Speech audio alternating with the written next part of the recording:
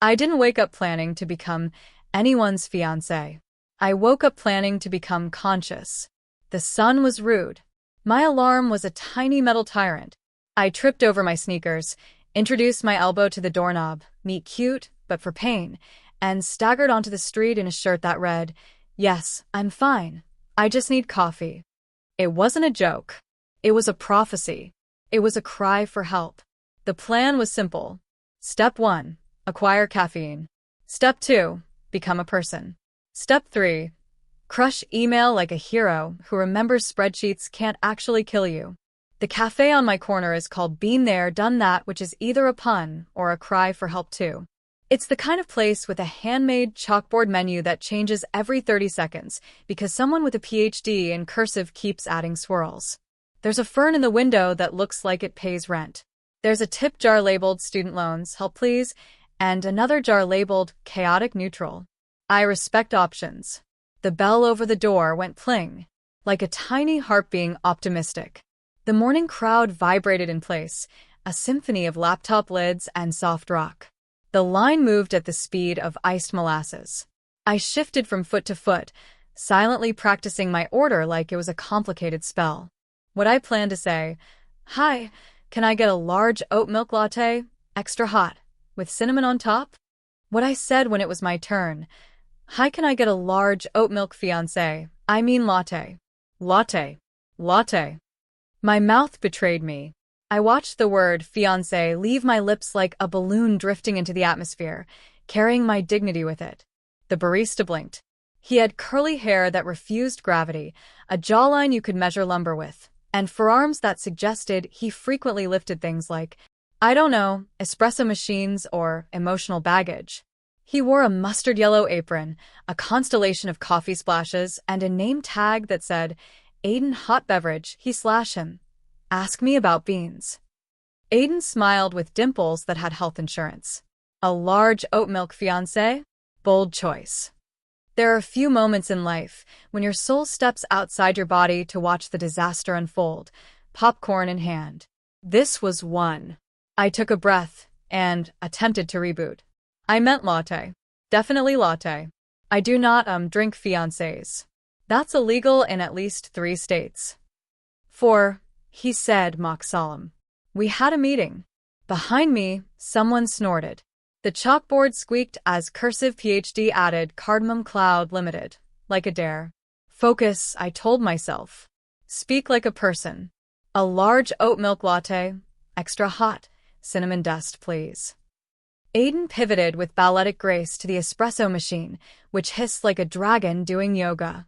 Thump, thump, thump, went the tamper. Steam frothed. He worked with the ease of someone who has made 1,000 mornings and survived all of them. When he poured the milk, he did that latte art thing, an elegant swirl, then a flourish, and suddenly there was a heart. He glanced up like he hadn't just conjured a coffee valentine. Name, he asked, sliding the cup toward me, marker poised. Harper, I said, with an H. As if there were secret silent alternatives. He wrote, then showed me the cup. It said, Harper with H, fiancé-curious. Rude, I said, and then immediately softened it with a smile that meant, please keep mocking me in a charming way. He grinned.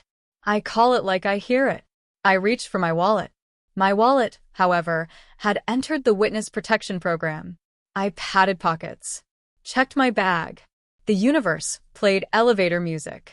Oh no, I breathed. I think I forgot your wallet? Aiden said, already nodding toward the tip jars. Happens. I swear I'm not scamming you with fiancé talk and then ghosting. I live right upstairs. Well, not right upstairs, 2 buildings over, which is basically upstairs if you think in 2 dimensions. Anyway, I can run and...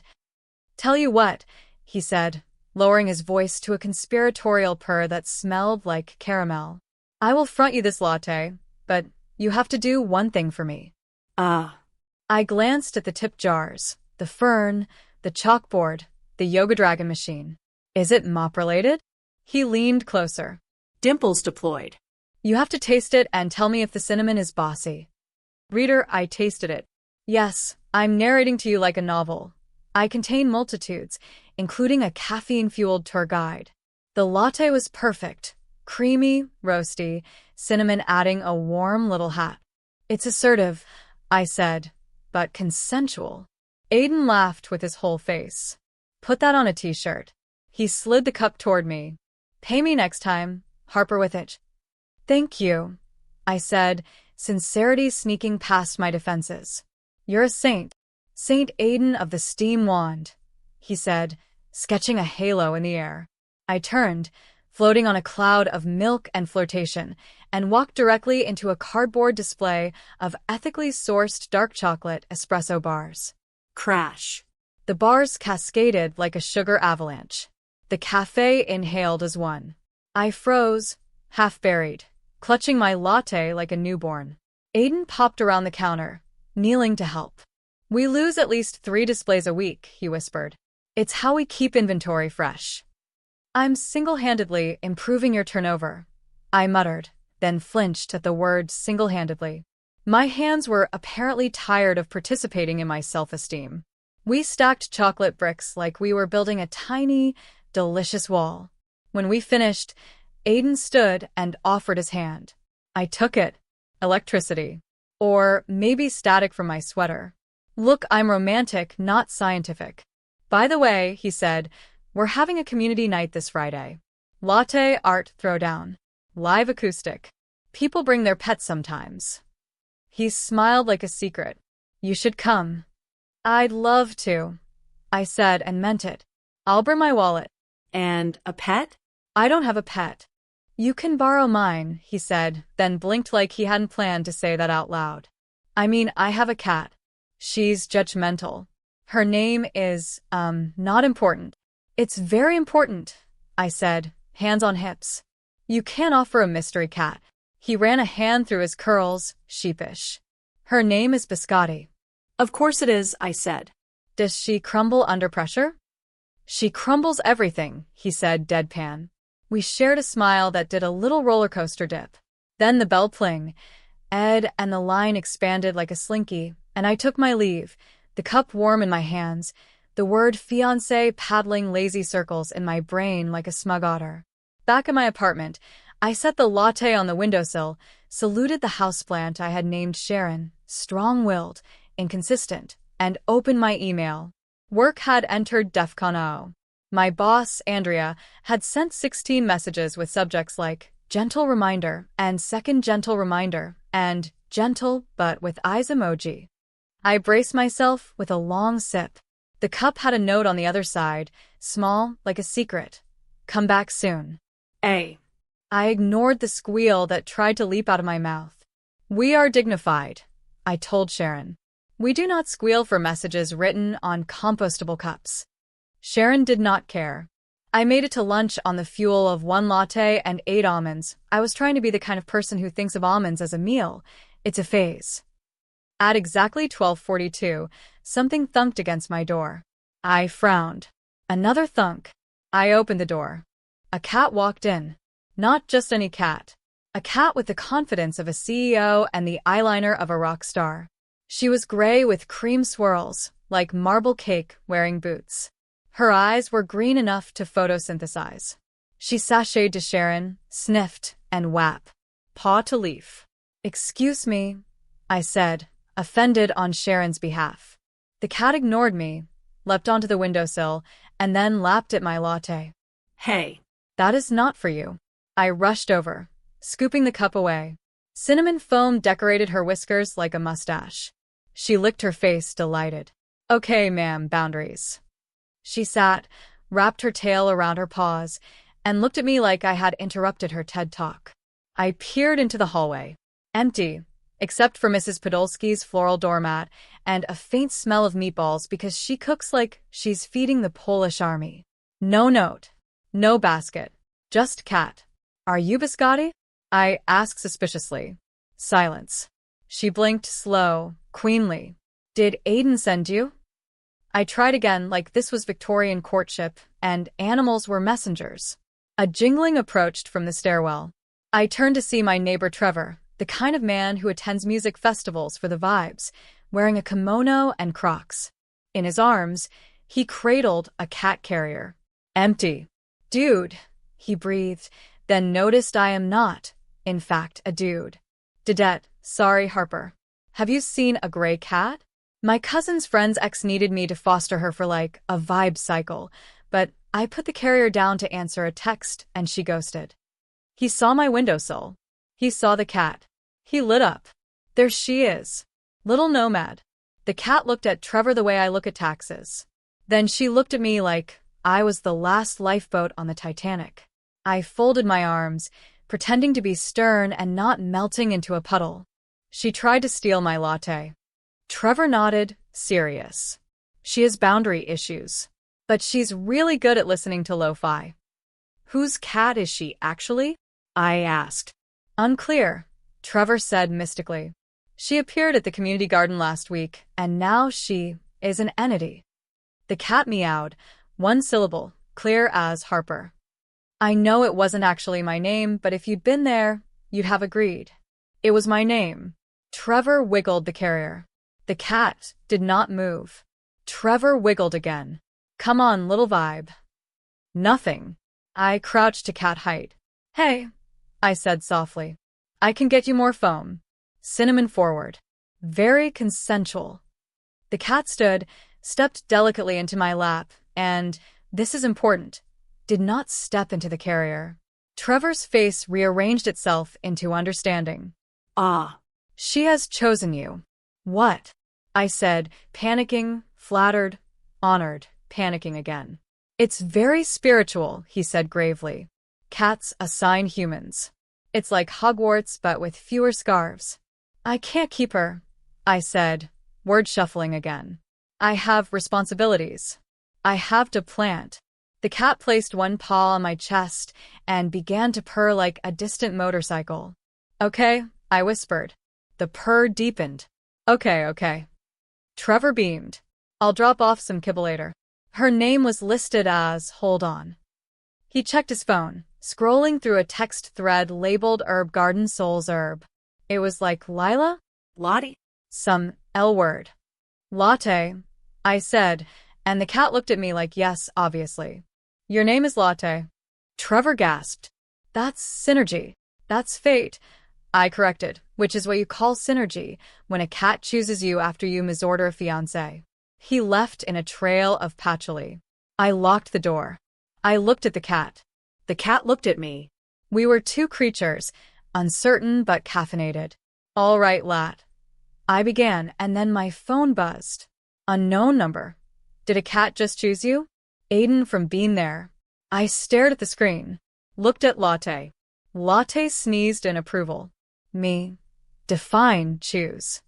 If you mean she entered my home, drank my latte, and claimed my soul, then no, nothing unusual happened. Aiden. That's her. She escaped Trevor. Again. She likes windowsills and judging. I should have warned you. Me. You knew. Aiden. She's a regular. She sits on the pastry case and dares me to stop her. Me. What's her actual name? Aiden. We've been calling her Latte. I choked on air. Fate, synergy, horoscopes. I am not, generally, the kind of person who uses the word destiny without irony. But there it was, a cat named Latte in my apartment, foam on her whiskers, texting me through a barista named Aiden. Aiden. Also, this is going to sound ridiculous, but I need a favor. Me. Does it involve a cinnamon's emotional state again? Aiden. Different crisis. Our delivery guy double-booked.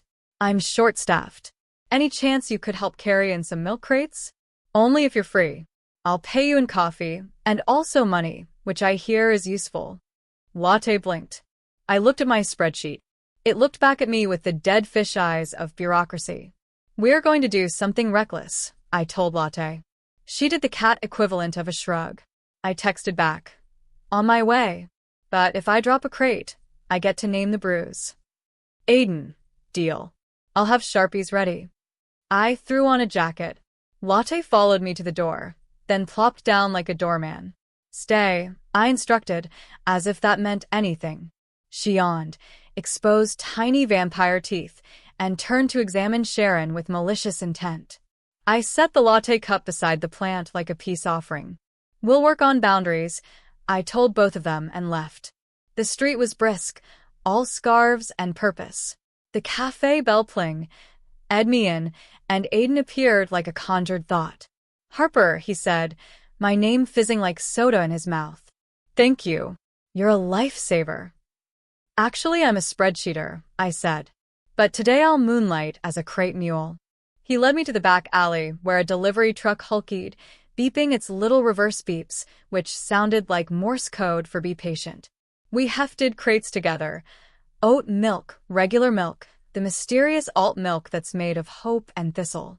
Aiden worked with that same efficient joy, like moving boxes was just another dance.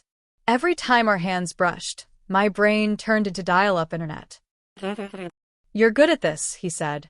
"Thank you," I panted. "I have a degree in lifting things incorrectly." We stacked crates. We laughed. He told me about coffee origins like he was narrating a travel documentary. Ethiopia, Colombia, a honey process in Costa Rica that sounded like a romance novel. I told him about pivot tables like I was confessing crimes. We were mid-bantery banter when chaos rolled up, literally. Her name was Denise. She wore a visor like a crown and leggings that could be seen from space. She pushed a stroller with one hand and wielded a tiny dog with the other. The dog's eyes were like question marks. Its bark was a squeaky toy with unresolved issues. "Excuse me," she said, pointing the stroller at us as if it were a compass. "Is this the place with the fiancé special?" Aiden froze. "The what now?" "The fiancé thing," Denise said brightly. "I saw it on my stories. Someone posted about a fiancé latte. Very viral. I want 2 extra fiancé." My laughter came out as a sound the medical community would describe as concerning. I think that was a misunderstanding. Aiden, to his credit, slipped right into customer service improv. "We do have a seasonal latte called the Forever Foam," he lied beautifully. "Hints of cinnamon. Very consensual." Denise gasped. "Yes, that's the one. Is it buy one propose one free?" I coughed so hard a crate squeaked. Aiden's eyes flicked to mine, sparkling mischief. "We can certainly craft a memorable experience." "Perfect," Denise declared. She leaned conspiratorially over the stroller. "It's for my sister. She needs a push. She keeps saying she'll date when Mercury isn't in retrograde, and I'm like, babe, Mercury has a punch card." Aiden nodded gravely. "We will honor the coupon of destiny." He drafted 2 baristas and began constructing the most extra lattes I've ever seen. Cinnamon dust in heart shapes. Swirls so fancy, they needed passports. He called me behind the counter. "Can you write forever on the cup?" he asked, frowning. My handwriting is goth physician. I uncapped a marker, heart doing drum solos. On it, I wrote carefully, twirling the flourish. I added a tiny doodle of a ring because I am, apparently, that person now. Denise filmed everything on her phone like we were a nature documentary. "Okay, sis," she narrated. "If you won't find love, I'm ordering it with oat milk." Aiden passed her the drinks. Denise paid with a flourish and a tip so generous, I wanted to hug her visor. Then she turned to me. "You two are adorable," she said. "We're not," I began. "Staff," Aiden finished too quickly. Denise winked. "Sure. And my dog doesn't have an Instagram." She pushed the stroller toward the door. The dog side-eyed me like, even I ship it. When the bell plinged, "Ed them away," Aiden exhaled a laugh. "I'm never living down the fiancé latte." "It could be worse," I said. "You could have misheard me as asking for a frittata." "We don't serve food," he said. "Exactly." We finished the crates. Back inside, Aiden made me a thank you latte, this one with a leaf shape, so crisp I applauded. "For your services," he said, sliding it over. "And I think this officially clears your tab." "Justice," I murmured, taking a sip. The foam was like clouds taking a gap year. And then, because the universe is a playwright with an aggressive sense of timing, the door opened and a woman in a cream blazer marched in, wielding a clipboard like Excalibur. Are you Aiden? She demanded. Aiden blinked. Sometimes. I'm here about the permit, she said. There was an anonymous tip about unauthorized seating and a cat. She glared. We don't allow animals on the counter. I choked. She's not here, I blurted, because my loyalty to Latte was immediate and absolute. Clipboard woman narrowed her eyes. Excuse me? Aiden stepped in smoothly. We comply with all regulations, he said, calm, professional Aiden. The cat was merely a rumor. Videos on the internet say otherwise, she said, sniffing. At that exact second, fate did the comedic equivalent of a cymbal crash. The back door creaked. A gray and cream tail slid into view. Latte, having apparently staged a jailbreak from my apartment, pranced along the counter like a runway. She paused at the pastry case, placed a paw on the glass, and looked directly at the inspector with quiet, devastating judgment. Clipboard woman's mouth opened. Nothing came out. The café held its breath. Latte turned to me, and this is a key character detail, winked. I made a noise like a kettle warming up. She's an emotional support candle. Ma'am, Clipboard said, recovering, unless that is a wax figure, we have a problem. It's performance art, I offered. Aiden stepped forward, hands up. I'm sorry. She isn't ours. She's a neighborhood cat who sometimes attends. Attends, Clipboard repeated flatly. What is her name? Aiden and I said, simultaneously, Latte. Clipboard looked at the chalkboard, at the tip jars, at the heart-shaped foam, at me, at Aiden. I watched the moment happen where she realized this was going to be a story she told at parties, and she resented us for it. Here's what's going to happen, she said crisply. I will return tomorrow at 10 a.m. If this Latte is present in any professional capacity, you'll be fined. If she is not, I will consider this a warning. Aiden nodded, contrite. Understood. Clipboard turned on her sensible heel and left, bell pling. ING, like a gavel. The room exhaled. Latte jumped down, landed without sound, and trotted to me. She sat on my sneaker. Claimed me, again. Aiden rubbed his face. I'm sorry, he said. I should have kept the back door closed. It's not your fault, I said, scratching Latte's chin. She's a free spirit. Also a menace. Latte purred, unbothered. Aiden sighed. I guess I'll put up a sign. No cats allowed on counter, especially sassy ones. He looked at me rueful. Thank you for everything. The crates. The improv. The candle thing. I am available for all future bureaucratic metaphors, I said. And cat herding. Apparently. He hesitated, then bit his lip. I know this is forward, he said, but would you maybe want to come to community night on Friday anyway? Latte, art throwdown. Acoustic guitar. Non-cat surfaces. I opened my mouth to say yes when the bell plinged. And again, and the cafe delivered one more absurdity. It was an elderly couple, dressed like time travelers from a very sophisticated past. The woman wore pearls. The man wore a hat that looked like it remembered the 1950s fondly. They walked to the counter with ceremony. Hello, said the woman, peering at our name tags. We saw on the neighborhood app that there is a fiancé special. We would like to renew our vows with cinnamon. Aiden looked at me. I looked at Aiden. Latte yawned, bored, as if to say, you fools unleashed a meme. Aiden squared his shoulders. It would be our honor, he said gravely, placing 2 cups on the saucers like rings in a velvet box. I took up the marker. My hand shook, but in a good way. On one cup, I wrote forever. On the other, I wrote and ever. We served the couple. We watched them clink cups. We toasted with our eyes. In that tiny, ridiculous, heart-shaped moment, the entire day tilted. The elderly woman turned to me. And how long have you two been engaged? She asked. We're not, I started. Staff, Aiden said, but softer, like maybe he was trying on the other word for size. The woman smiled like a secret. Well, you look it, she said. She turned to Latte, who was making herself into a loaf on the pastry case despite imminent fines. And congratulations on the cat. I took a sip of my thank you latte, which now tasted like preposterous hope. My phone buzzed with Andrea's 17th gentle email. I ignored it. On the chalkboard behind us, cursive PhD added a new line, which I swear I did not hallucinate. The fiancé latte non-binding. And beneath it, in tiny letters, no cats on counter. I leaned toward Aiden, conspiratorial. If the inspector comes back and finds this chaos again, she's going to shut us down. Aiden nodded. Then we'll have to be careful. Careful.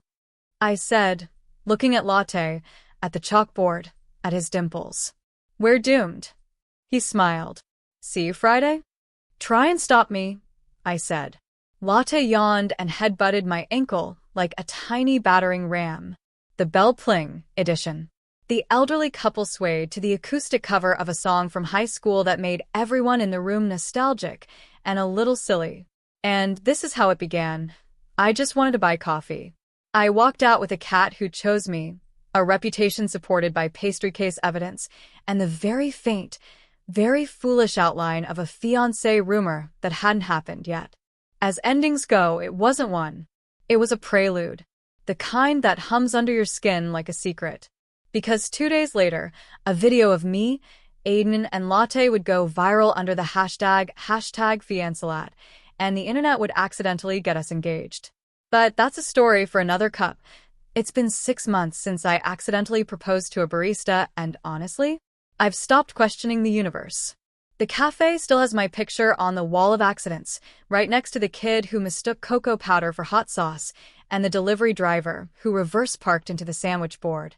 The fiancé latte remains on the menu, still labeled non-binding, though 2 actual proposals and 1 extremely awkward breakup have happened over it. Aiden says I'm a mascot now. Latte, of course, is the real mascot, a small, furry despot who has her own Instagram account and more followers than both of us combined. She sits on the pastry case like she owns the joint, which, spiritually, she does. Aiden and I live upstairs now. Yes, we have merged leases. Yes, it's terrifying. Yes, his French press collection has unionized and taken over half the counter. Our mornings are quieter now, not less chaotic, just harmonized chaos. He makes coffee. I make sarcastic comments. Latte supervises. This morning, though, something's off. Aiden's being weird. Secretive weird. Weird. Not accidentally spilled espresso on himself again weird. He keeps glancing at the clock, and then at me. I catch him hiding something behind the sugar jar. You're acting suspicious, I tell him. Suspicious, he says, wide-eyed, overcompensating. Me? The picture of innocence? The Michelangelo of macchiatos? Whatever you're planning, I warn, if it involves latte foam art that says marry me, remember that's how this whole thing started. He grins. Noted. At noon, the cafe fills up. It's community day, guitars, laughter, the smell of cinnamon and second chances. Aiden leads me to a table front and center. Sit, he says, and Latte immediately jumps onto my lap like a weighted blanket of judgment. Cursive PhD, the chalkboard artist, unveils the new seasonal drink with a flourish. The Forever Foam 2.0. Tagline. Engaged? Married? Emotionally unavailable? We have milk for that. The crowd laughs. Aiden clears his throat. 6 months ago, he says, voice slightly shaky but warm, someone came in asking for an oat-milk fiancé. The audience giggles. I groan into Latte's fur. And I thought it was a joke, he continues. But then she came back, carrying milk crates, saving me from health inspectors, and somehow convincing a cat to pick her as her human. So now, I guess, I have a business partner, a cat, and a permanent caffeine supplier. The crowd awes. Latte purrs. My heart does jazz hands. Aiden reaches behind the counter. My fight or flight kicks in because last time he did that, he produced an entire ukulele. This time, though, it's a coffee cup. Just a simple, gleaming white cup. He sets it in front of me. I look down. The foam art isn't a heart this time, it's a ring. Perfect, creamy, absurd. I look up. He's holding an actual ring, tiny, simple, glinting in the cafe light. Harper, he says softly, will you be my forever latte? The crowd collectively gasps like an espresso machine steaming milk. I laugh, because of course he'd propose in a coffee shop. Because of course he'd phrase it like a pun. Because of course I'm saying yes before my brain even catches up. Yes, I say, grinning so hard I might spill. Obviously yes. Latte yowls approvingly, possibly at the promise of cake. Aiden slides the ring onto my finger. The café erupts in applause, and cursive PhD is already erasing the board to write congrats Harper and Aiden, and Latte, in heroic cursive. We kiss, gently, stupidly, publicly, and someone shouts, "Now that's a fiancé Latte." And just like that, the rumor becomes reality. That night, back home, Latte curls between us, purring like a lullaby. The city hums outside. The smell of cinnamon lingers in the air. I glance at Aiden. You realize this all started because I couldn't pronounce latte, right? He smiles, tracing a finger along my hand. Best mispronunciation of my life. I nudge Latte's ear. You hear that? You owe your existence to my public embarrassment. She flicks her tail. Aiden chuckles. The world feels warm and ridiculous and perfectly brewed. I take a slow breath, thinking of that first morning. The spilled chocolate bars, the smirk, the heart-shaped foam. And I think, with the smug satisfaction of someone who finally figured out their order. I just wanted coffee. Now I have love, chaos, and a cat named Latte. And honestly, best deal ever.